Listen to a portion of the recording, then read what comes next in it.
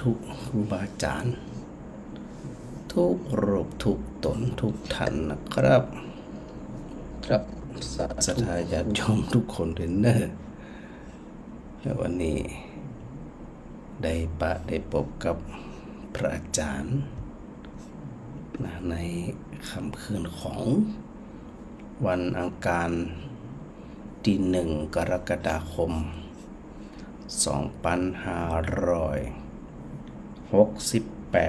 นั่นแสดงว่าวันนี้เป็นรายการสดเนาะพอดีงมไปงมมา กำลังเข้ารายการได้เนื่องจากว่าภารกิจการงานเนาะสถานเนาะหลายสิ่งหลายอย่างก็ปรับไปตามนั้นนะเดี๋ยวในเบื้องต้นหับสายตะกี้หันแม่แก้วโทรมาไว้แป๊บเนาะสถานเนาะเกิดในเบื้องต้นทักทายกันสักหน่อยก่อนเนอะฮัลโหลเจ้าวันนี้แต่กันเจ้าวันนี้แต่ในกับวันนี้ลาตะคืนที่ออกอะวันนี้ฮะก็นี่มาก่อนตะคืนแล้วก็นี่ตะคืนเป็นเทพก้าไม่รับไปยังอ๋อเป็นเทพเจ้ามี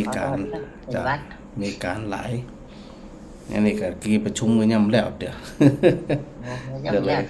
ก็เลยขออนุญาตในที่ประชุมเพราะว่าปฏิจัดมาหลายวันละเจ้าวันละก็ได้กันพังได้ก็เป็นเทพพังได้ก็เป็นเทพอ่ะดีละก็แข่งแรกนี้เนอะทักทายกันเนาะเจ้าสาธุเจ้าสาธุเจ้าอะไรเจ้าเป็นจะได้ก็อิดเลยก็โอ้อิดขนาดอิดว่าเจ้างานมันหลายอย่างหลายด้านแต่จังหวัดแต่โอ้บ่ได้ไปสักกันเนอะวันจันทร์มันไม่คืยกะบ่ได้ไปสักกันยังไม่ได้ไปอ่ะโอ้ยลูกมันได้เจ็บหัวเข่ากันโค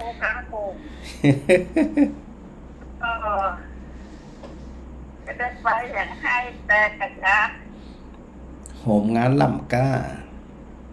จากนั้นนะก็จะวันนั้นแล้ววันค่ำ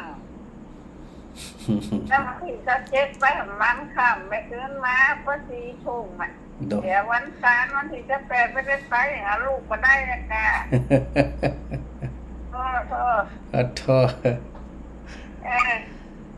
จะตายถ้ามันจะตายรักษาไว้ให้ตายเป็นเล่นไปสักครั้งมาแต่เดี๋ยวนี้โอเคแล้วเนาะดีนะวันนี้ดีละกะแข็งแรงลดกะลดตัดนั่นอยู่นะใจแม่ไม่เต่าอยู่นะอ๋อนึกว่าลดตัดแล้วอีกวันมันได้ลดนี่ยังที่เยอะจัดยังก็เอามาใส่ให้ฉันเนี่ยเดี๋ยวอันก็เป่าคาถาผ่านสถานีวิทยุไปนี่กับพ่วงนี่ก็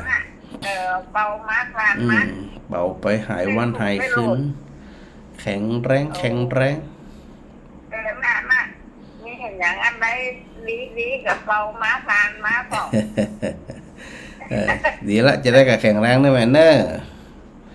เจ้าสาธุเจ้าแม่เป็นกำลังใจเด้อเจ้า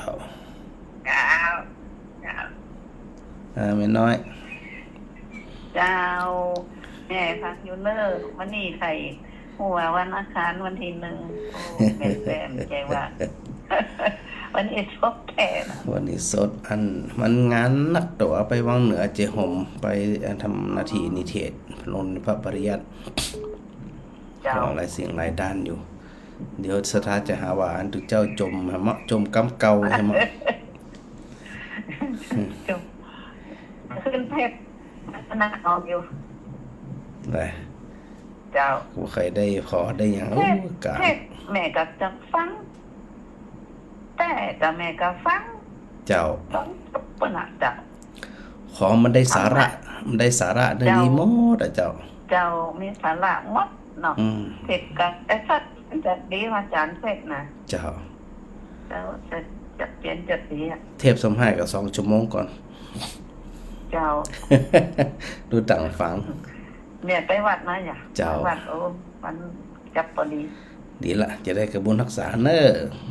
เจ้าเจ้าไว้ สาธุเจ้า เจ้าไว้สาธุเจ้า ฮะแม่สิกุล กับภาษาท่านพระครูเจ้า เจ้า แม่ว่าวันนี้วันที่1กรกฎาคมโอ้บอกจริงมาแต่เนาะ ของจริง แล้วของจริงมาแตะด้วยนะไม่ใช่ของจริงมาเล่นนะ มาแต่กัน อืมของแต่ของจริงนี่กะ เจ้าและอีแม่หวานที่ช่างก้มแม่แน่ เจ้า แล้ว มัน กะ เรียบร้อยมันเรียบร้อยละ3 ใบอ่ะ ได้เดี๋ยว จะอย่างนั้นอีแม่มาถ้าแม่ไป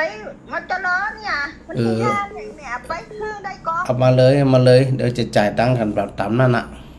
เจ้า ได้เลยแม่ โอ้จัดมาให้แม่หุ้มเอาอย่างก็เอาจองหุ้มจองสีเหลืองใบหนึ่ง เจ้า แล้วมันนั่นก็พยางสีเหลืองสลับกับสีแดงเขียวโดย ใหญ่ตะดงนี่มาก่อน ว้าใหญ่จากโลกนี่จ้ะอ๋อเดี๋ยวค่ะทานพระครูหานุเหมาะเนี่ย เจ้า เดี๋ยววันนี้5นะแม่เนอ เจ้า เจ้าสาธุเจ้า เจ้าแม่ว่าดัก แม่สิวันนมัสการเจ้าค่ะ สาธุเจ้า บังเกิดเทพเนาะ ฟังกระเทพหม่อนอีสถาฟังกระเทพหม่อน เจ้าว่าจัดเจ้า สบายดีเจ้า เจ้ามันเป็นเทพจังหวัดมันมีเวลาแค่นั้นอ่ะ เจ้า เวลายังเป็นยังบ่ฮู้อีหลงตรงนั้น เจ้าแม่ห้องอันสีวิไลสงห้องที่ภาคการสงชาติก็ได้เป็นเจ้า เจ้า เดี๋ยวท้ายๆพระจังก็จะได้ประชาสัมพันธ์ เจ้า แล้วก็ห้องเตียนแล้วก็ลงทานเจ้า เจ้าดีละเพราะว่าอันมีกิจกรรมเนี่ยเขาไปปะพุ่นเนาะเราเทียนครัวศาสตร์ประจำปีนี้นะเดี๋ยวเขาไปปะไปปกจะเอาคนที่สะดวก เจ้า แม่นก่อนเป็นยังรักษาสุขภาพนะแม่เนอะ เจ้า ไปหาหมอเนาะ ดีละรักษาสุขภาพ เราไปพักผ่อน เจ้าจิตอย่าไปให้มันตกต่ำแค่นั้นน่ะจิตมันต้องเข้มแข็งนะจะไปอ่อนแอกับมันเด้อให้ได้กับเจ้าขอบคุณจะนักเจ้าสาธุเจ้าแม่อ้อย ตามนมัสการเจ้าท่านพระครูเจ้า ไผหายดูเจ้าหายก็สะท้าหาย อันภายบาหายทุกคนอ่ะพี่เจ้ากับบาหายพวกบ้านกับบาหาย กะ เข้าตัวใครตัวมันนี่เนี่ย ตัวให้ตัวมันเพิ่นเฮาอาการไว้การมัน มีการนะตั้งแต่มืดยันมืดเนี่ยแต่น่ะคนเฮานี่ยังบ่ล้มบ่เหลียว ทุกวันนี้ผมได้มีเวลาพักสักหน่อย ไอ้หยังบ่ล้นเนาะคนเฮานี่เนาะ บางอย่างก็เนื้อกะยังหวานนั่นกะ ก็เป็นอย่าง หลาน นี้ สาว ไป ทำเด็กยังได้ออกไปทุกวันนี้ ก็ปรับไปตามนั้นแม่อ้อยสบายดีเนาะ สบายดีเจ้า ดีแล้วร่างกายแข็งแรงเนี่ยอโรคยาปรมาลาภาความมีวโรเป็นลาภประเสริฐเนอ เจ้า บุญรักษาเจ้าสาธุเจ้า เจ้าพระครูเจ้า เจ้า วันที่5นี่ว่าจะไปปุ่นไง ไปไหน ไปปุ่นกับที่รถเตียนนึงกับได้ปุ่นกับ ไปสักเตียอย่างเกือบได้ไปสักเตียจริงๆอ่ะ ไปสักเตียอันบอกให้ท่านเนี่ยไปอีกละที่วันนี้งงๆนะ เจ้าดีละจะได้ไปปะกันพุ่นเนอ เจ้าสาธุเจ้า ไม่เป็นหลายคนอยู่อีกอ่ะ เจ้าดีละเดี๋ยวจะได้ประชาสัมพันธ์เนอ เจ้า กับน้ ไปยายพร ำเจ้า สถาสันกำแพง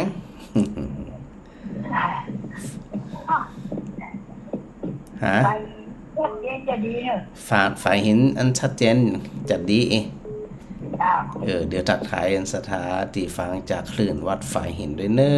104.5 จ่ายได้มัน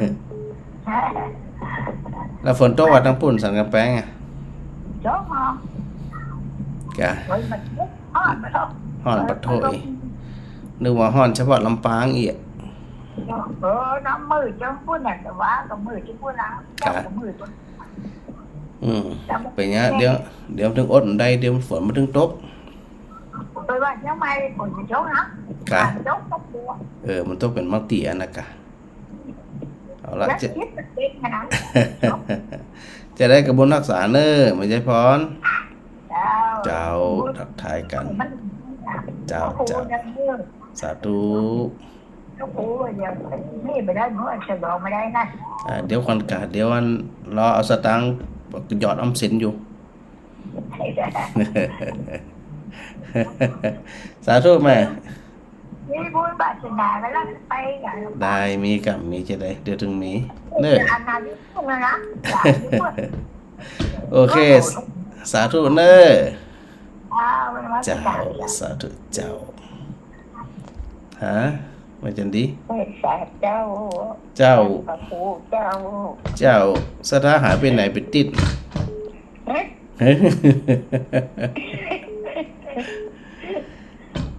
ตั้งถึงวันใจก็เป็นชดกับชดไปไหนเนี่ย สดซ้ายสดขวาสดหน้าสดหลัง ชดใจชดขวา ไปตามภาระหน้าที่ ว่ากันไปเจ้า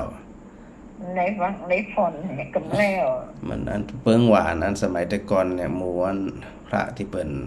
ต้องการความสงัดเนี่ยเปิ้นพากันไปอยู่ป่าเป็นอีลู่เนาะแบกกดเนี่ยอันหนึ่งนะบาทให้แกนหนึ่งพอละเนาะมันต้องยุ่งกับไผเนาะสภาพคนไอ้ต้องเด้ทำกรรมตลอดเนี่ยเต็ม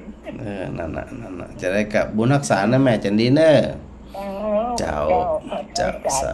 สาธุเจ้าแม่มาไล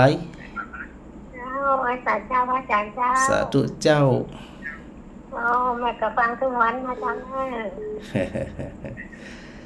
ฟังเทปถึงวันทางฟังเทปก็เหมือนกันนะได้สาระเหมือนกันเจ้าพระอาจารย์เจ้าสาธุเจ้าเดี๋ยวนี้แม่พร้อมทำบุญไปปุ่นอัน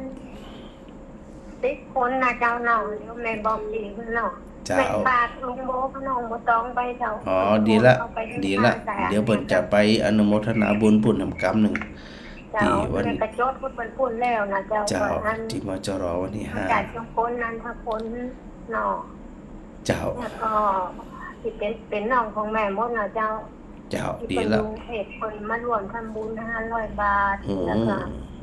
นางยมพนาปาลีนะแม่กระโจดทุกคนไปแล้วเจ้า100 บาทนายกตะกรนิสะอาด100 บาทแล้วก็มี10 คนน่ะอาจารย์เจ้าเป็นยังเดี๋ยวก็ไปอ่านพุ่นนาเวทีพุ่นเจ้านะเจ้าเนาะก็ไปตามนั้นโมทนาบุญด้วยเนอเจ้าอาจารย์เจ้าแม่เคยบอกอาจารย์ครั้งว่าน้องปัญญาลัตน์นั่นนะคนเป็นลูกนะพระอาจารย์เจ้า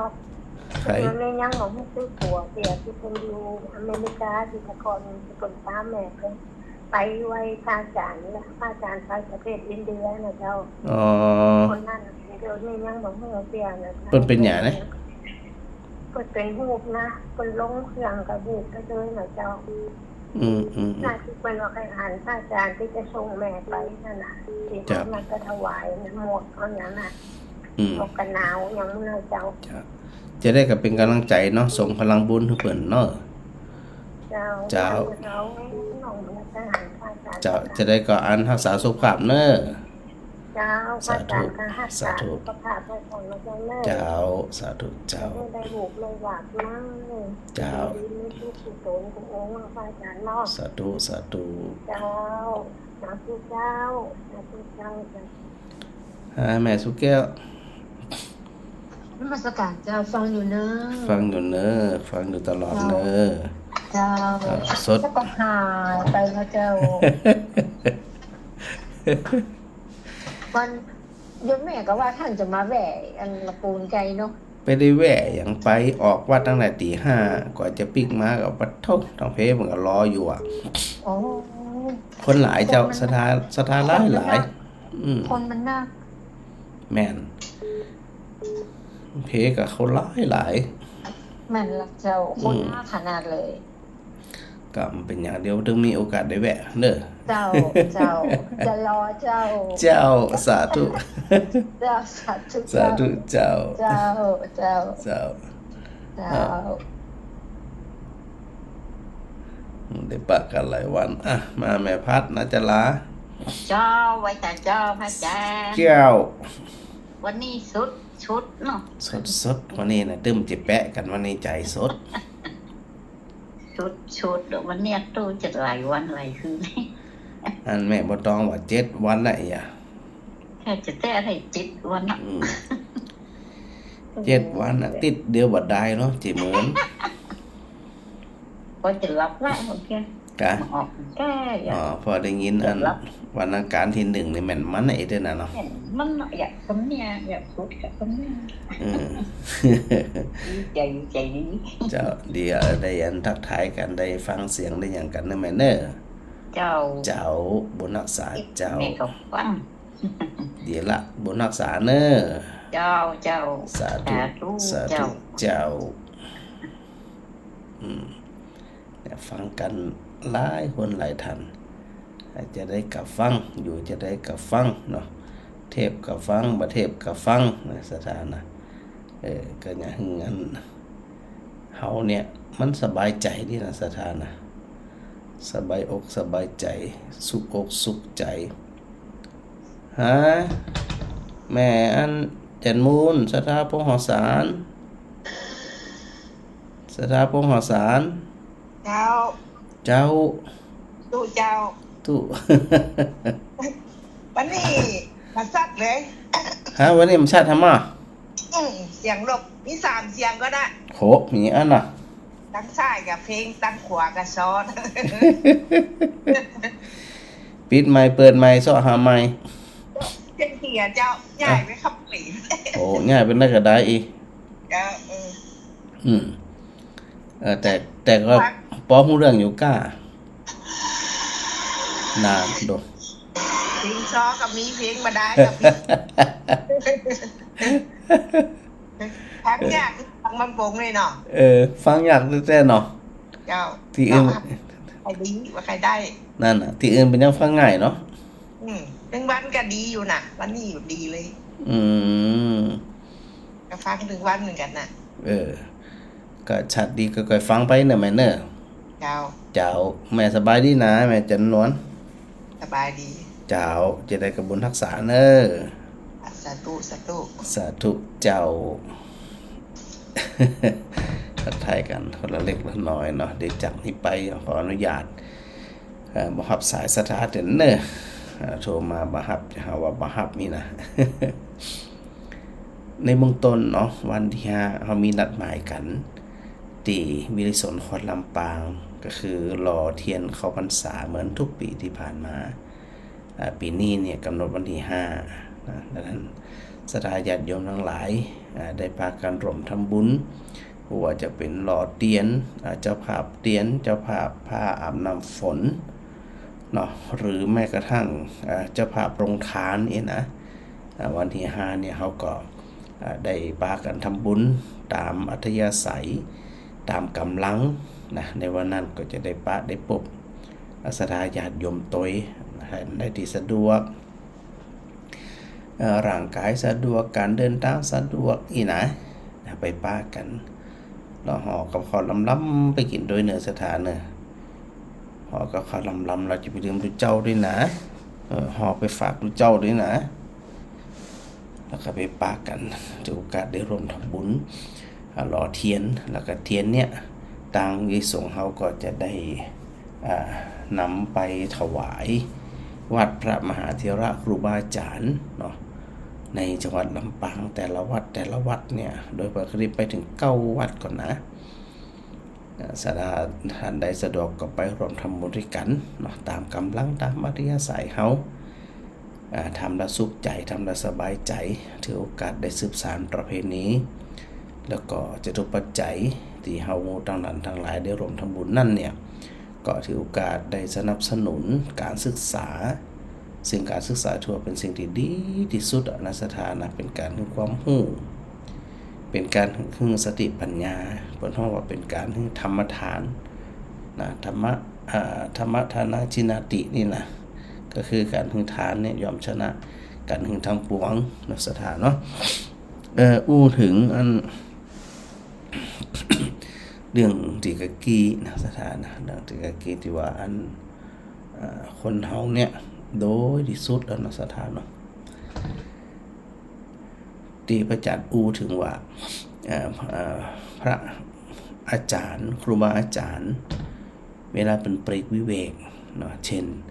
พระเดชพระคุณหลวงปู่เกษมเนี่ยเป็นปลีกวิเวกชนิดที่ว่าไปอยู่ป่าเหี่ยวนะเขาไปอยู่ป่าเหี่ยวแล้วเนี่ยมันเป็นห้องว่ามันเบาภาระธุระต่างๆพระเดชพระคุณนี่เป็นมาครับเป็นเจ้าอาวาสนะเพราะว่าภาระหน้าที่นักบ่มีโอกาสได้ศึกษาบ่มีโอกาสได้ปฏิบัติสิ่งที่เพิ่นไปก็คือป่าเหี่ยวจะได้ถึงไปป่าเหี่ยวเพราะเป็นตีคนกลั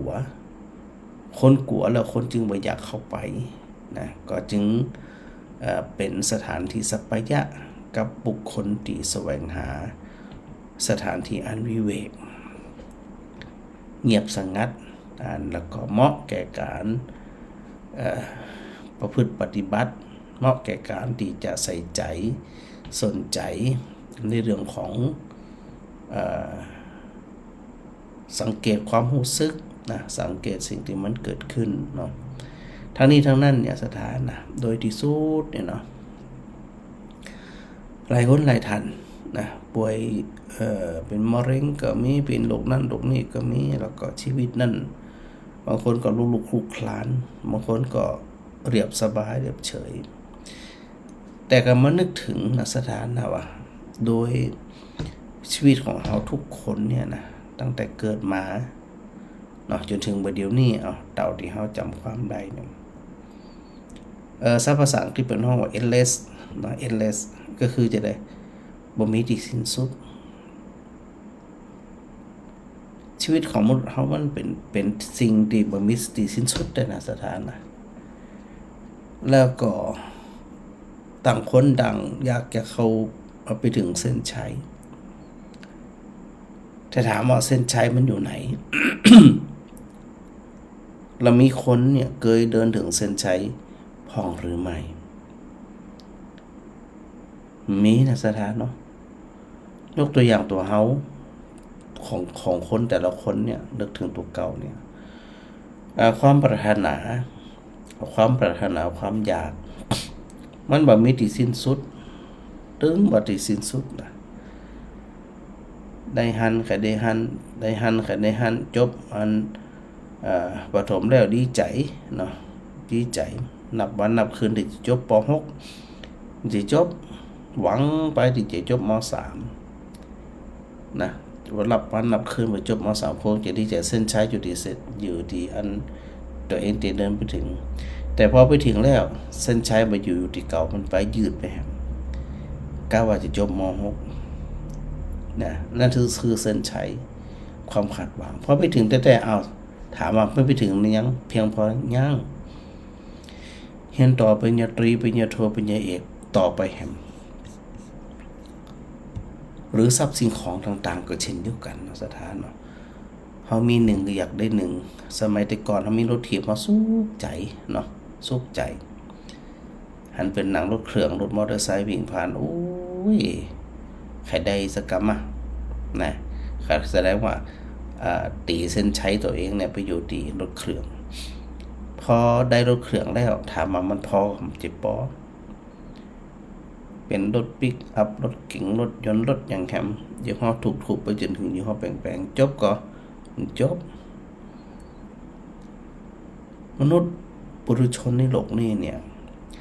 แสวงหาโดยบ่มีที่สิ้นสุด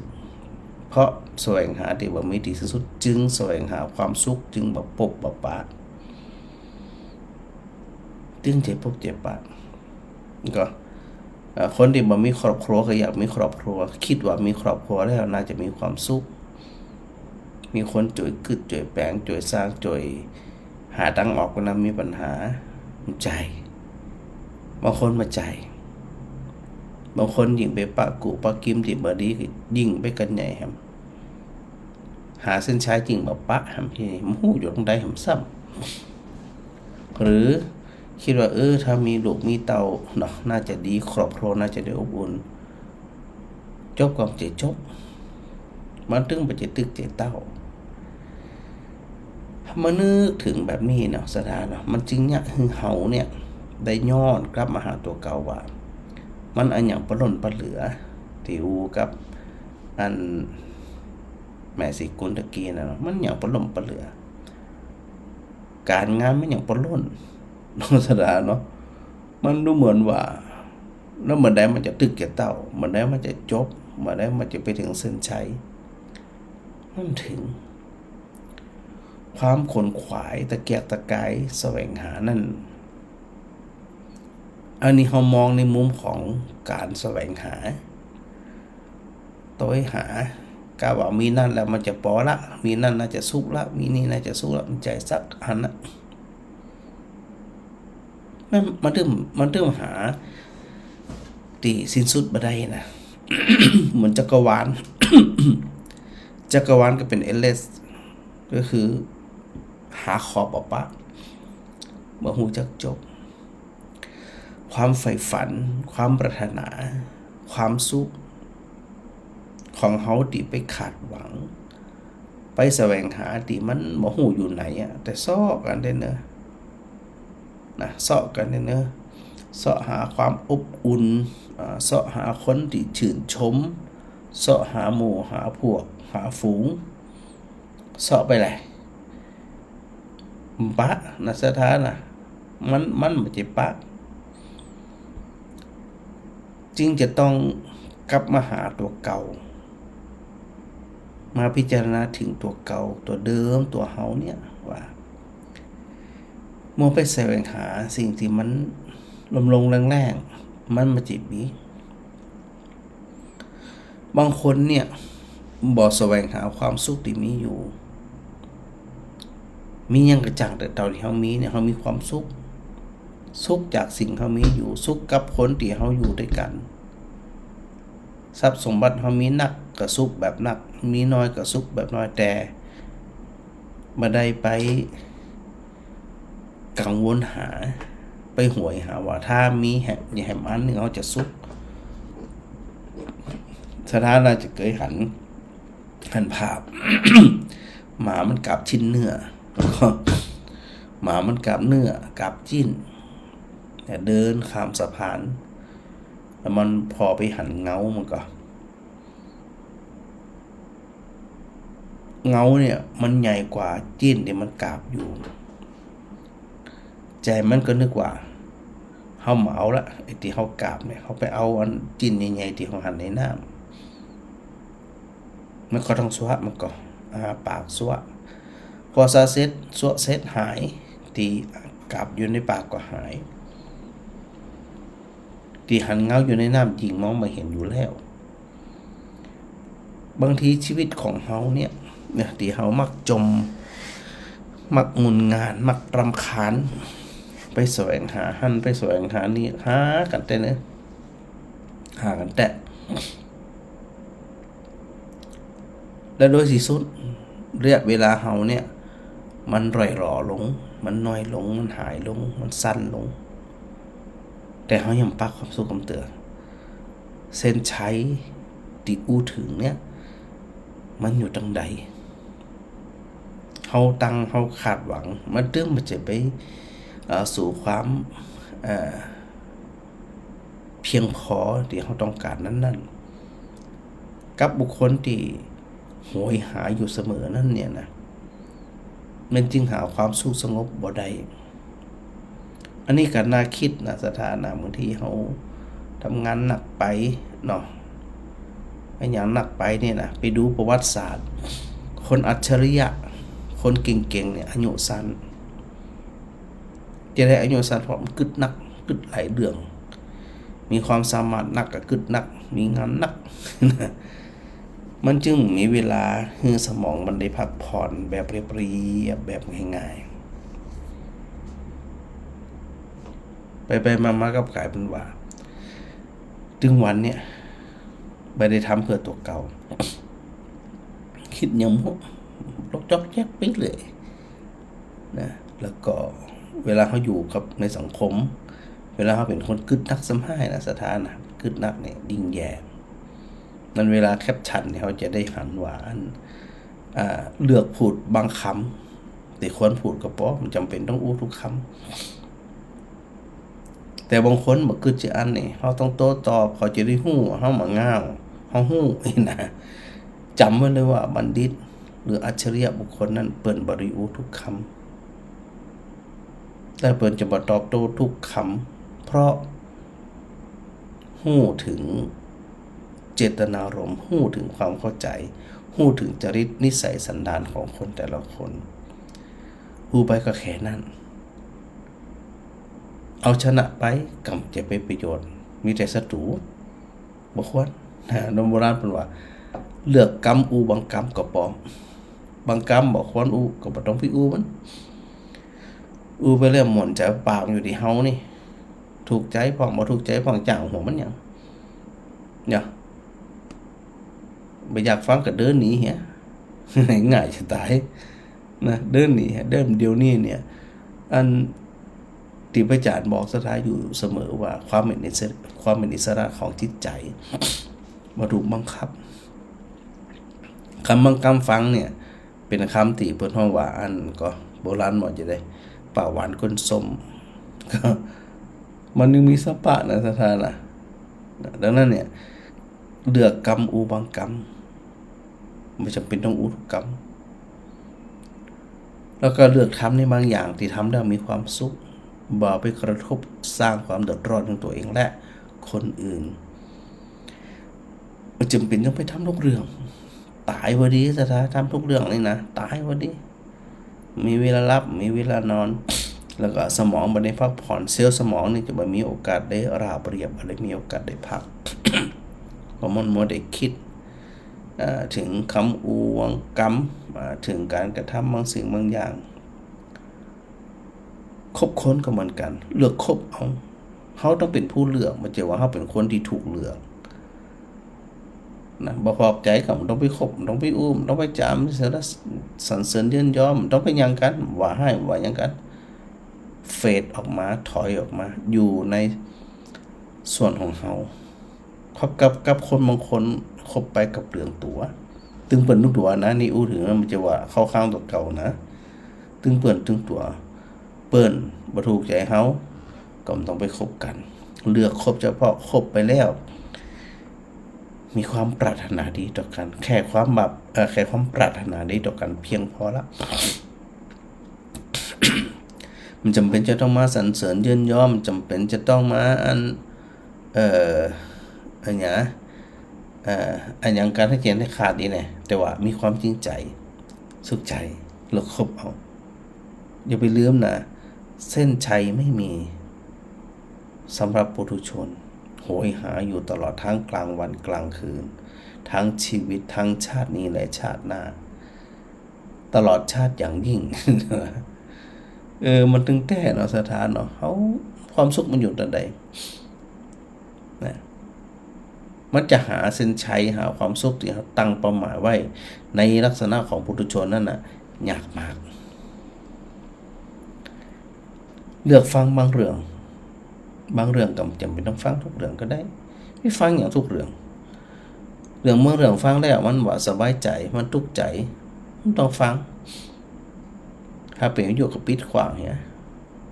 เป็นทีวีกับกดอันรีโมทปิดเหี้ยสบายเนาะ ไปปลูกต้นไม้ไปเชยชมดอกไม้งามๆสวยๆงามเห็นดีกว่านะไปดูเรื่องการเมืองได้แต่ศาสตร์เสียเทเสียศาสตร์โคลนเขาใส่กันตัวเองเป็นคนดีอย่างเดียวคนอื่นบ่ดีสักอย่างเนี่ยเลือกฟังอยู่ที่เฮาอ่ะเป็นสิทธิของเฮาเป็นความอิสรภาพของเฮาว่าเฮาจะฟังเรื่องใดมันจำเป็นจะต้องฟังทุกอย่างจำบางเรื่องที่ควรจำก็พอจะไปจำทุกอย่างในสถานไหนจะไปจำมันทุกอย่างนะแล้วมันจะได้จำทุกอย่างมันเปลืองหัวเปลืองสมองโรคสมองอย่างที่ถึงตะเกียกรรมของคนบางคนการกระทำของคนบางคน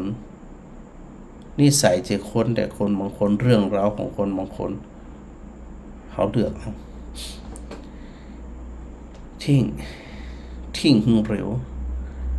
มันเกิดขึ้นทิ้งโดยเฉพาะสถาญาติโยมที่ฟังรายการยังนิยามคำขืนเนี่ยมันจะมีเวลานักจากนี้ไปนะสถานะเวลาน้อยมากเลยพระเจ้าเตือนเราแล้วเตือนเราแหม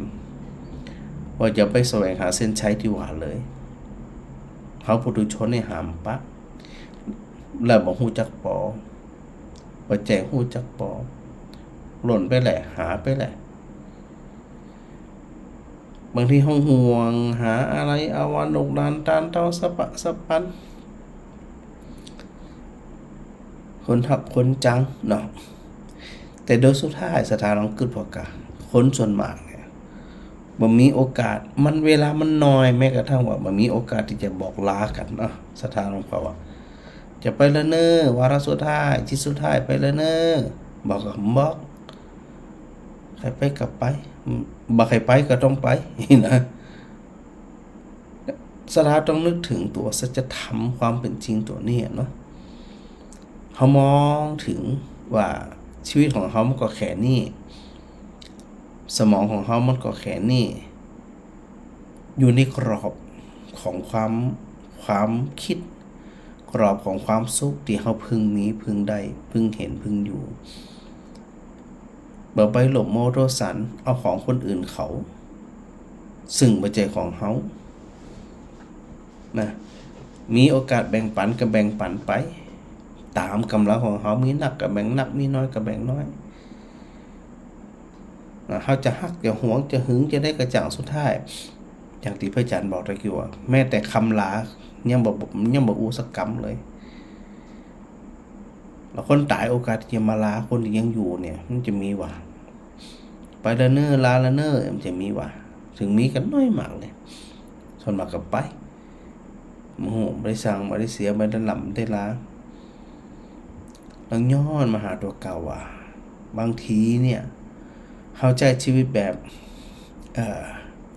บนห้องว่าแบบย่ำบัดเต็มตีนเยอะแยะมันจึงพาหนึ่งเขาเนี่ยเดินไปเจ็บตีนไปเดินไปสวนเสไปเดินไปล่มไปเพราะ เขาบ่ได้เข้าใจความจริงซึ่งเพิ่นก็บอกว่าการที่เฮาท่านทั้งหลายเนี่ยนะอยู่แบบที่เฮาอยู่เนี่ยนะอยู่แบบที่เฮาอยู่เนี่ยทำแบบที่เฮาทำเนี่ยตามเตียบเฮาพอจะทำได้นี่นะถ้าทานต้องคิดพอแล้วกันว่าความสุขเนี่ยบ่จำเป็นจะต้องไปไขว่คว้าหาที่อื่นเลยมันจะไปหาที่ไหนสถาไปหาที่ไหน พอความสุขมันเกิดที่ใจที่พระอาจารย์ได้บอกสถาทั้งหลายไว้บ่ว่าจะป่วยจะได้กระจ่างบ่ป่วยจะได้กระจ่างบ่มีนิมิตหมายบ่มีสัญลักษณ์บอกเฮาเลยว่าวันสุดท้ายจะมาถึงวันใดจะใดอย่าไปเสียเวลาสารวนกับ การสร้างศัตรูสารวนกับการเอาชนะสารวนกับเรื่องมาเป็นเรื่องโรคสมองโรคชีวิตโรคความคิดแล้วมันก็จะเกาะเกี่ยวกันไปโดยตลอดที่ห้องว่าเป็นตัวกรรม มันจะก้อกันไปเนี่ยเป็นตัวกรรม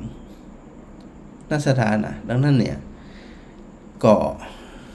จากการพูดจาสนทนาธรรมกับศรัทธาหลากหลายก็หันว่าบางคนบางครอบครัวนั้นภาระตุกนักหนาจ้าปานโดยเข้าใจว่าตัวเองตุกอยู่คนเดียวหารู้ไหมว่าปุถุชนคนเกิดมาบนโลกนี้บ่มีภัยดีปลอดจากตุกได้ไม่แต่คนเดียวจะมีจะจนจะรวยจะได้ก็เต่ากันหมดเลยเต่ากันหมดจะได้บ่ปลอดจากความตุกมามี1กับมี2มามี2กับมี4มี8มี10มีสปะปัญหาสารพัดสารเพเพราะอย่างเพราะเฮาเนี่ยเกิดมาสอดรับเรื่องราวที่เกิดขึ้นแล้วก็ต้องฝึกใจเฮาโดยบ่อยๆเนาะสถานเนาะปล่อยวางได้ก็ปล่อยวางทิ้งได้ก็ต้องทิ้งสวะได้ก็ต้องสวะจะไปถือไปกำไปอะไรอวรมันอย่างหนักเลยเขาทำหน้าที่ของเขาไปดูแลกันไปอย่างกันไปตามกำลังเขาเนี่ยมันมีความสุขและสิ่งที่สำคัญก็คือคราได้ก็ตามที่เขาพอระลึกได้มีสติได้นึกถึงจิตใจของตัวเขาอยู่เสมอว่าขณะนี้เนี่ยจิตใจของเขาผ่องใสหรือยังเบาบางหรือยังหรือว่าขณะนี้เนี่ยมันฟุ้งซ่านไปหาเรื่องคนโน้นคนนี้คิดถึงคนโน้นคนนี้เรื่องของคนโน้นคนนี้มูจักกับมูจักเขาว่ามาข่าวว่ามาเราจะไปตีโพยตีพายไปจังไปด่าไปแจ้ง ทั้งที่มาหูจักกันทั้งที่มาหัวเรื่องนั้นมันเป็นจริงหรือไม่ แต่ตัวเองพลาดที่ว่าไปเกี่ยวข้องเนาะไปเกี่ยวข้องไปเกี่ยวพันกับคนเหล่านั้นก็อู้กันตะกี้ว่าเลือกฟังบางเรื่องเลือกคบบางคน เลือกอูบางกรรมแล้วก็เลือกอยู่เฮาต้องเป็นผู้เลือกนะคือเขาคิดที่ว่าโดยสุดท้ายวันสุดท้ายที่เฮาอู้ถึงเนี่ยเฮาสิฮู้และสิ่งสำคัญกรรมที่อยากจะให้สถานนึกถึงอยู่เสมอว่าก็คือตัวเส้นชัยยิ่งแสวงหายิ่งหายยิ่งแสวงหายิ่งห่างเส้นชัยที่เฮาอู้ถึงคือหยังทรัพย์สมบัติจะมีจบมี1กับใครมี1มี1กับใครมี1มีนักกับใครมีน้อยคิดว่ามีตัวอ่านแล้วมันจะสบายใจมันใจก็ลังสร้างแปลงทำลูกปัญหาสารพัดอีกตัวแม่ทำลูกเพราะว่าบางทีเนี่ยยุดคณะหนึ่งคือยุดคิดยุดฟุ้งซ่านก็ด้วยตัวอย่างตัวสมาธิเอามาจ่วยก็มาระลึกถึงสิ่งใดสิ่งหนึ่งที่มันเป็นความดีสิ่งใดสิ่งหนึ่งที่ระลึกแล้วเนี่ยมันมีความสุขเขาก็ไประลึกสิ่งทั้งหลายเหล่านั้นเหตุนะอันดังอื่นๆปล่อยไปผ่องนะเราจะไปคิดไปแก้ไขปัญหาคนทุกคนนะคิดว่านะตายอย่างเดียวนะมันจะได้เนี่ยจะได้ตุกอยู่คนเดียวมีความสุขอย่างเหี้ยถ้าเขาเข้าใจที่เนี่ยเขาจึงอยู่ก้อยไผ่ก็ได้ด้วยความบอกขาดหวังว่าเขาจะต้องดีด้วยความบอกขาดว่าเขาจะชมเขาเพื่อเขาแบ่งใจไว้สำหรับคนจังตัวเนี่ยไปอยู่ในลืบได้ลืบหนึ่ง มันถึงมีนะมันจะไปคิดนะทำดีปั่นฝ้าจะได้ก็อย่าไปคิดแต่สิ่งที่เขาจะต้องทำใจก็คืออย่างทิ้งอย่างเดียวที่พระอาจารย์ว่าตะกี้เนี่ยบางคนเรื่องฟังบางเรื่องจำบางเรื่องทำบางอย่างเนี่ยทำมันก็สุขใจแล้วก็ สิ่งเหล่านั้นเนี่ย มันจะเป็นบนห้องว่าเป็นอุปนิสัยเนี่ยคือมันเบาลงบางลงอย่างลงแต่ว่านี่ก็ได้นำเรื่องเนี่ยนะคือสถาได้นำมาคิดเนาะว่าเขาต้องการเส้นชัยแต่เส้นชัยตั้งแต่เกิดมาจนถึงบัดนี้มันอยู่ไหนเป็นนั่นแล้วอยากเป็นนี่เป็นนี่แล้วอยากเป็นนั่นไปที่มันจะยกนะจะยกเป็นแล้วมันต้องขยับขึ้นตำแหน่งนั่นตำแหน่งนี้ไปครับมันไปหล่อเขาเรียกบนห้อมันถูกหล่อแล้วเขาก็ตัวไปเลยไปสอหาอะไรมันถึงจะจบไปดิเด็กอะนะสุดท้ายก็สูญเปล่าคือพอย้อนกลับมาถึงอดีตย้อนกลับมาหลังเนี่ยบัดนั้นล่ะความเจ็บความป่วยความตายมาเยือนละมีเวลาปฏิบัติธรรมคือมีเวลาในการใส่ใจมีเวลาในการไตร่ตรองเพราะ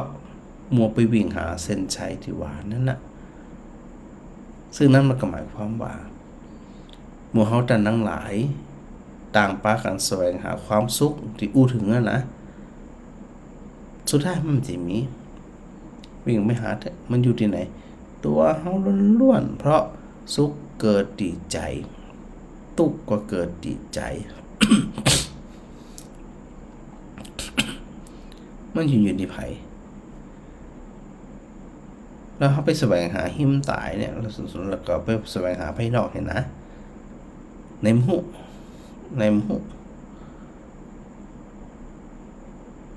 อย่างที่มันจิตมันรับรู้เนาะมีความรู้สึกรับรู้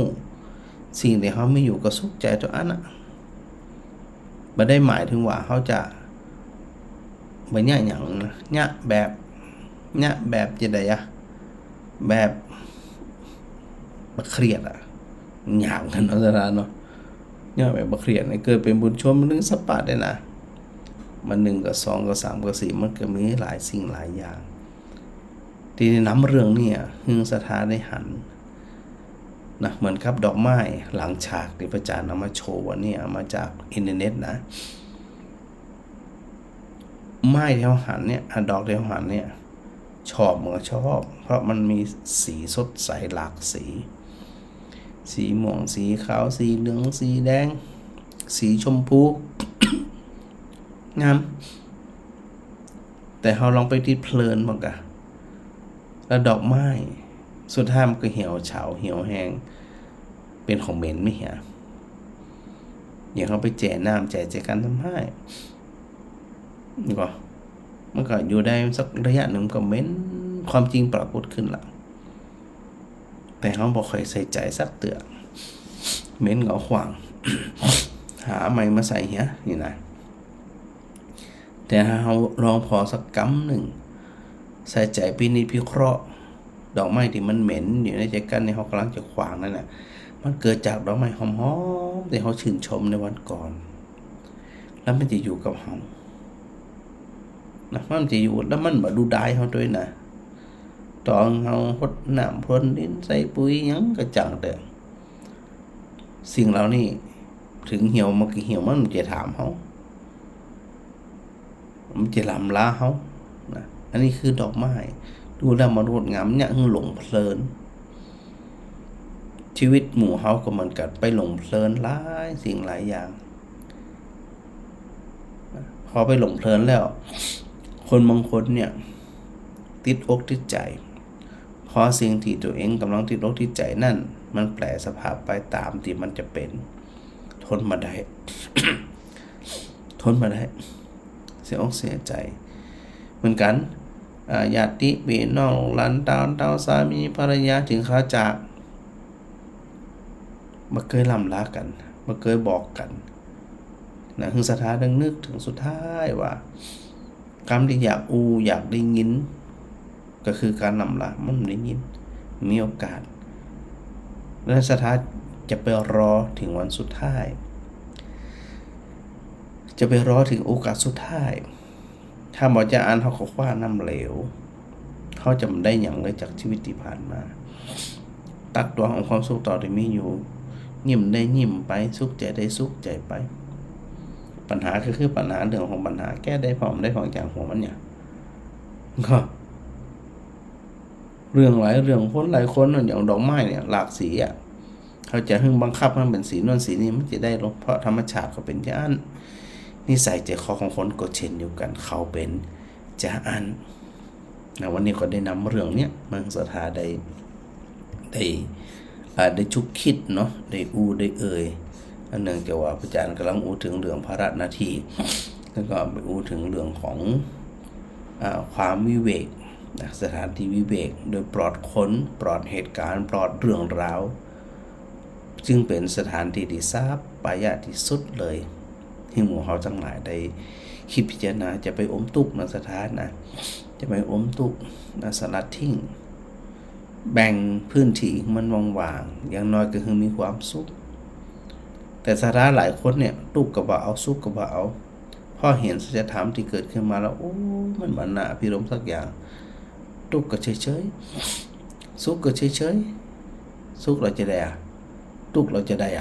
เนาะถ้าเขาเข้าใจที่เนี่ย มันจะมีความสุขนะโยมก่อนออกมาฮะกรรมการเจ้า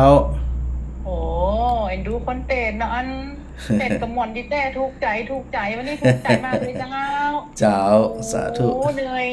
ทั้งเสียงด้วยเหนื่อยเหลือเกินพักผ่อนน้อยนะเจ้าหลานการมันหนักเข้าใจก็ต้องมีการนอกการในการสปานโอ้พระครูใหม่เนาะเอ็นดูแต่ใหม่กับไก่ใหม่ได้อยู่ได้ยังแฮมไปติ๊กเนาะโอ้โหเอ็นดูเงาแล้วก็เป็นไงก็ดูแต่ดูว่าแล้วก็นั่งเตะวันนี้ก็ม้วนแต่ฟังถูกใจดีนั่นแหละเป็นคติวันก่อนพูดกระเตดเรื่องอันรองเท้าบะหินมาแห่นี่รองเท้าก็ฟังกระมวลนี่นะเจ้าวันติเตดวัดรวมมันรวมมาเจ้าวัดเนี่ยวัดติพระอาจารย์ไปนอนอ่ะพักไปพักกรุงเทพคุณน่ะวัดรวกพระอาจารย์เตดวันนั้นน่ะเรียกมาแห่มาหินคำทีนี้คือรองเท้าแล้วนะนี่คือในรองเท้าบูดนะกระมวลนี่ให้สลัดออกถ้ามันเหมือนกับจิตใจเขาในจิตใจเขามีอย่างเขาแบบพยายามมาออกเหี้ยทำออกว่าค้ำอยู่หันนะว่าค้ำใจเนี่ยอยู่ที่ตัวเขาจะถอดตีนออกมาหรือไม่มันประมวลนะพระอาจารย์เนาะวันนี้กระเตดเลี้ยงนี่แหมแกดูคนเตดเนาะดูเงาขอบคุณจัดหลายว่าจะประโทแล้วเอ็นดูเจ้าขอบคุณใจแต่แบบบ้านเขาหันผ่าพระอาจารย์ว่าคุณเฮาเนี่ยมันจะชีวิตยังโยมเนี่ยยังพระอาจารย์พูดชีวิตของโยมเนาะโยมเนี่ยต้องสู้ขนาดนักเลยถ้าแบบสู้ก็ยังหวานมันขวัญขวายติ๊กพระอาจารย์มันต้องมีตรงนั้นน่ะแม่นแต่มันจะถึงสักเตือนนะมาถึงสักเตือนเลยเพราะทั้งวันนี่นะพยายามจมให้แม่ฟังแม่จะเป็นคนดีถ้าฟังความจมของโยมมากเลยจะจมทุกอย่างเพราะว่าอันยังกระดิ่งเนี่ยหันตั้งนั่นกระแม่นอันนี้กระแม่นไปตั้งหน้ากระแม่นตั้งหลังกระแม่นนั่นน่ะเขาหมดเขาทุกอย่างถ้าพอบ่เนี่ยตรงนี้ใครกันเนี่ยมาดังใจเขาไปหาให้เป็นมันเนี่ยกับมาดังใจเขาต้องไปดูแลมันเหมือนเขาไปเนี่ยคนเดียวอ่ะเหนื่อยแต่พระอาจารย์มันยอมรับแบบอย่างถึงว่านะมันเกิดจากน่าจะได้เกิดบอกใครเกิดแล้วไหนอ่ะถึงอุกแม่นะเอาแล้วแม่มันเหนื่อยลูกยอมรับเลยแต่ชีวิตนี่มันแต่ยอมแบบเขาทำดีกับแม่นะพระอาจารย์เนาะมันบัดตุมันมีตลอดที่ผมเป็นบุญคุณของแม่ตรงเนี้ยแต่เขาความของโยมตรงนี้บัดโยมเหนื่อยเหมือนกันว่าพระอาจารย์ว่าแบบมีเส้นชัยเลย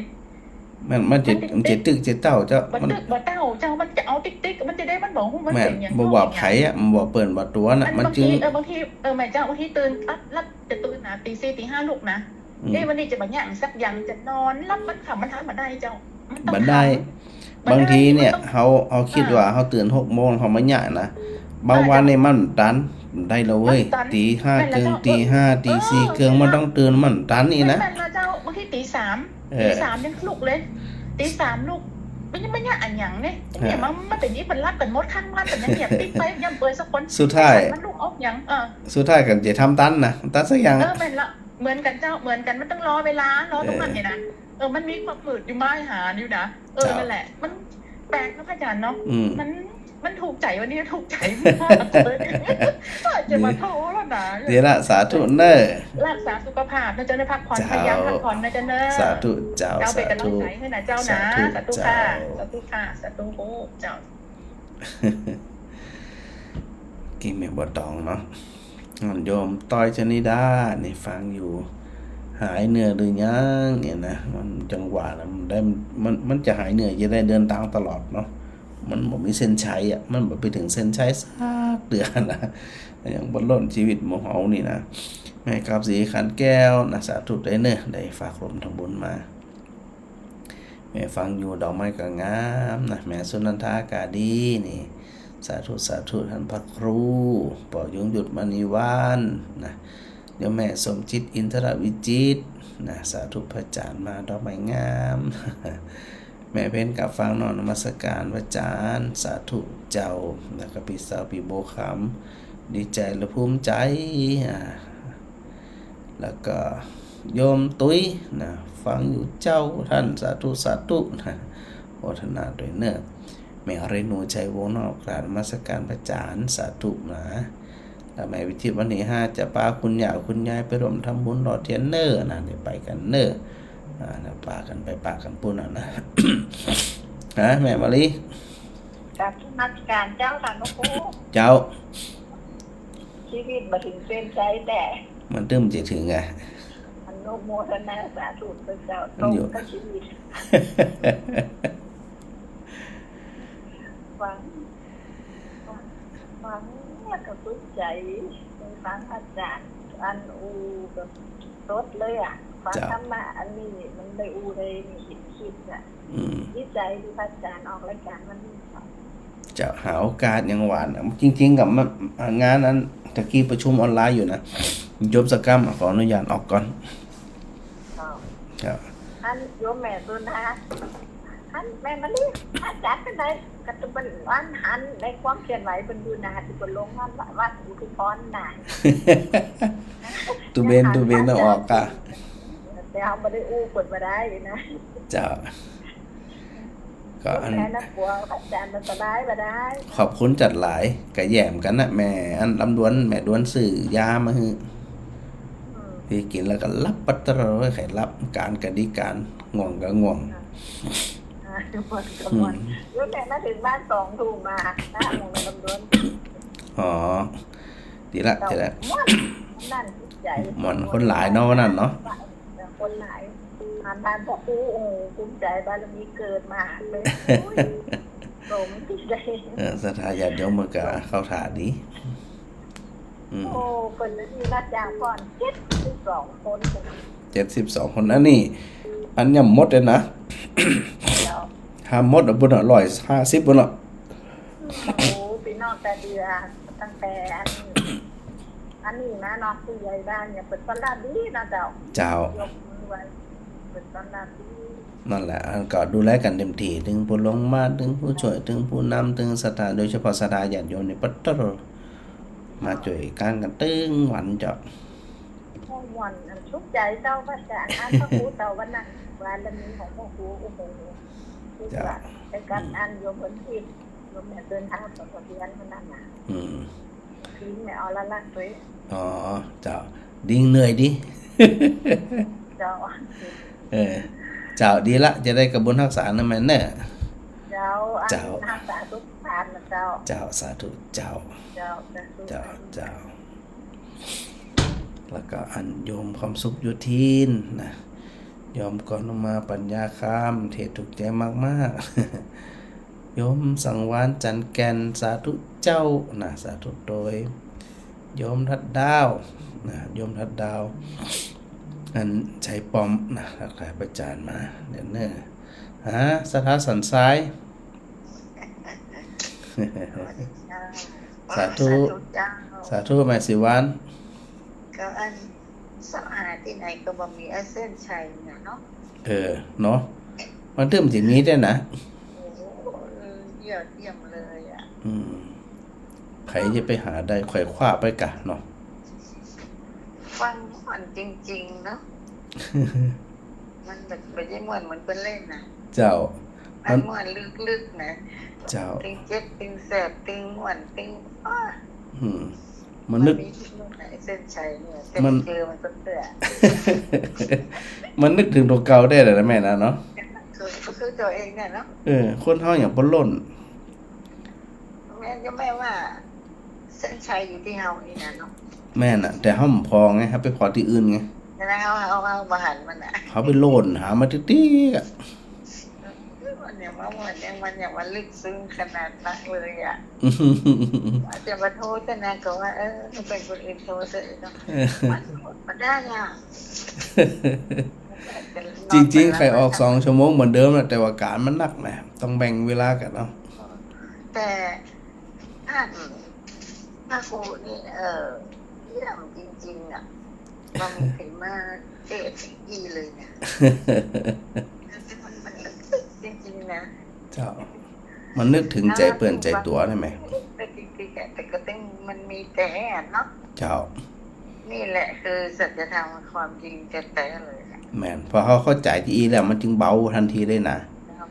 แต่จริงๆแล้วมันจะต้องเป็นอย่างนี้นะเนาะเพราะว่าเขาขนาดนี้ไม่ได้สกรรมไม่ได้บ่ฮู้อ่ะ มันจะมีนะที่พี่จานว่ามันคว้าน้ำเหลวอ่ะ แม่ว่ามันมีเส้นชัย มี เส้นชัยมันอยู่ที่เฮาเนี่ย หล่นหิมตาย หาหิมตายอยู่ในหมู่อย่างพอไปถึงแก่ตัวละหมดแห้งละตายละนี่แหละ มันนั่นแหละคือเส้นชัยอ่ะเนาะ นั่นแหละมันก็อิดอ่ะแต่ก็บางคนเนี่ยมันหยุดแค่นั้นนะพอไปถึงความตายก็อยู่ถึงเส้นชัยเด้นะหาจัดเอาไว้หั่นนะ แล้วแม่มาฟังนี่แหละ คือความสุข จะ เนาะคือความสุขจริงๆถ้าเอาฟังออกนะมันม่วนจริงๆเนี่ย แม่นมันลึกอย่างแม่สีวันว่ามันลึกซึ้ง มันหน่งเลยอ่ะโอ้ยังแม่ก็ขึ้นบางครั้งยังแม่ก็ขึ้นเหมือนกันนะมันคืออยู่คนเดียวเนาะ เจ้า เอากับบอกผู้ไข่เราฟังมันม่วนเนี่ยอีแล้วอันเนี้ยคือเส้นใจเนาะสู้เฮาเนี่ยนะเฮาบ่ขึ้นเนี่ยเฮาบ่เอาอย่างแล้วอีกนะ อันคนที่เบิ่นบ่วิ่งหาเส้นชัยเนี่ยเพิ่นจะชอบอยู่คนเดียวน่ะแหมชอบอยู่ดีสงบ แต่ก่อนแม่อยู่บ่ได้นะลูก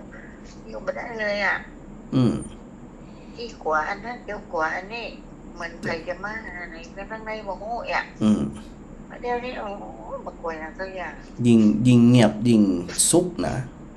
ยิ่งเงียบยิ่งสุขเลย ยิ่งสงบยิ่งสุข เนี่ยมันมีหลายๆคนกับเดือนนึงอันเดียวอันนั้นอันเดียว แม่นเฮาปรับอีได้ก็สุขใจละ ขนาดเพื่อนสนิทเพื่อนรักกันจริงๆเนี่ยยังไม่ใช่เส้นใจนะ มีมันต้องไปหา แม่ว่ามี ต้องไปหา มันจึงเจอที่บัดใหญ่อ่ะ แม่น จะได้กับบุญทักษาเนอะแม่สิวันเนอะ เจ้า สาธุ ขอบพระคุณอย่างสูงเลยเจ้า เจ้า โมทนาบุญโดยโยมทัดดาวใจป้อมนะโยมแม่โชติการรอดพยานนะดอกไม้งามนะแม่มาดีขนมไทยสาธุนะแม่อากับแก้วสีอินแก้วนี่นมัสการรับชมอยู่นะแม่ลำไผแม่พิสมัยสีเทพทำโรงนะฟังอยู่ถึงเทพถึงสดนะ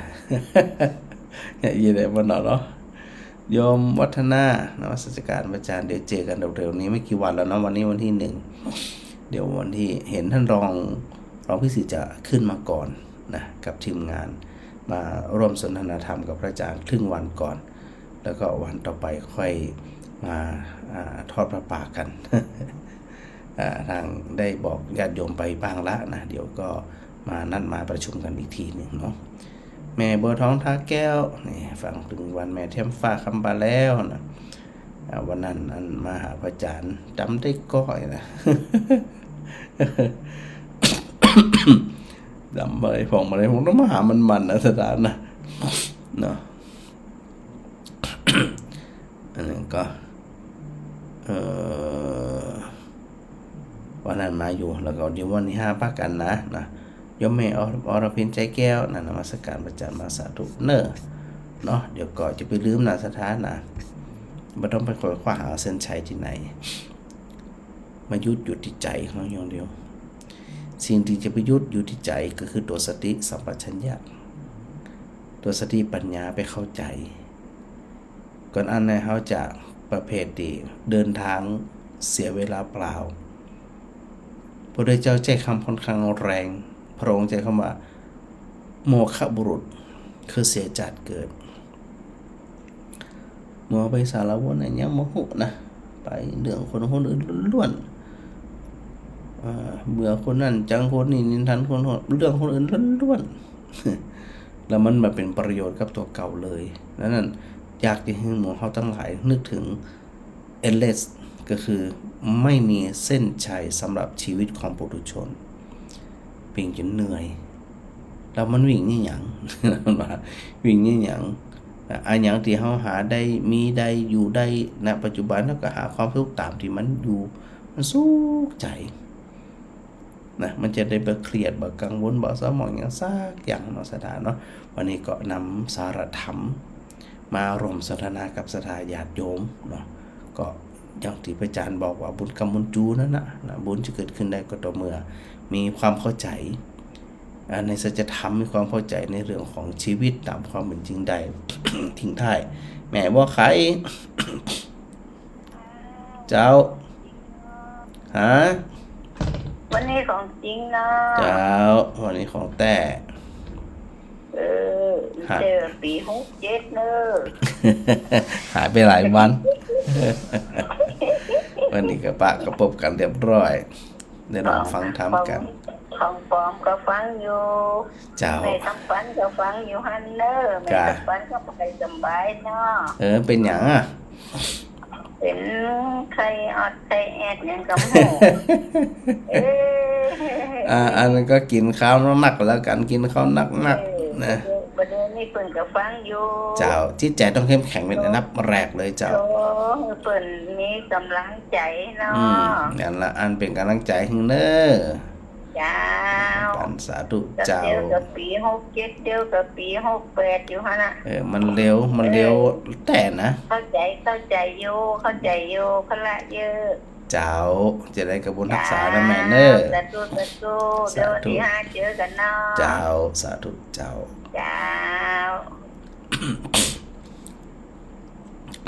ทิ้งท้ายวิเลยสงฆ์นครลำปางจัดหลอดเทียนเข้าพรรษาณสถานนะท่านใดสะดวกก็ไปร่วม ทำพิธีด้วยกันทำพิธีหลอดเทียนพรรษาถวายผ้าอาบน้ำฝนหรือท่านใดที่บ่ได้ไปหรือว่าสะดวกมีกำลังที่จะรวมเป็นเจ้าภาพส่วนใดส่วนหนึ่งตามกำลังนี่นะก็สามารถที่จะทำได้เนาะสถานเนาะโดยครูบาอาจารย์แต่ละรูปแต่ละท่านก็น่าจะประชาสัมพันธ์ของศรัทธาญาติโยมทั้งหลายโดยแล้วก็ศรัทธาก็เช่นเดียวกันนะเดี๋ยววันที่5ปะกันนะถือโอกาสได้ร่วมทำบุญสืบสานประเพณีเข้าพรรษาหล่อเทียนที่เราทั้งหลายได้ทำไปเดี๋ยววันเวลาวันได้ว่างวันได้สะดวกพระอาจารย์ก็จะนำเรื่องของการถวายเทียนนำเรื่องเทียนได้มามาจาให้เราได้ระลึกถึงในเรื่องของตัวสารธรรมคือธรรมที่เป็นสาระสิ่งที่เป็นสาระก็คือความเข้าใจเป็นที่พึ่งได้เลยนะไม่ใช่ว่าเป็นเรื่องเดียวไร้สาระซึ่งเรื่องไร้สาระมันที่พระอาจารย์ว่านะวิ่งไปหาเส้นชัยมันเจ็บปะยิ่งไร้สาระต่อใดยิ่งมหันไม่ได้เงามีอย่างในเมื่อความตัวจริงมันมีเนาะสถานเนาะได้ก็โมทนาสาธุกับศรัทธาญาติโยมทั้งหลายด้วยเนอะบุญกรรมบุญจุนบุญรักษากูคนเดี๋ยวสายสุดท้ายไม่ไล่ขึ้นมาแล้วเจ้าฮะเหมือนแล้วฟังตลอดค่ะสดกับฟังเทปกับฟังเนาะฟังวัดขอได้ยินเป็นอันเนี้ยสถาฟังแล้วมันจื่นใจเบาใจสุขใจได้ก็ต้องมาเข้าใจมันมีความสุขอันนี้อันนี้มันถึงบอกให้มันจะได้นะแม่เนาะความสุขนี่นะบอกได้นะ อย่างแม่สีวันว่าตะกี้นะครับมันสุขใจมันซึ้งใจมันลึกซึ้งมันเข้าใจนะ ได้โทรแล้วมันแล้วอ่ะหลาย เจ้า หลายตั้งเลยคนนี้นะ ฮะ โทรไหนผมได้เนี่ยผมคำหนึ่งมาห้าปีก็โอ้มาบอกเลย เดี๋ยววันนี้ครับเดี๋ยวปล่อยจะได้กระบุญทักษานะแม่เนอร์เจ้าสาธุเจ้าสาธุเจ้า กราบขอบพระคุณครูบาอาจารย์ด้วยนะครับ สาธุครับ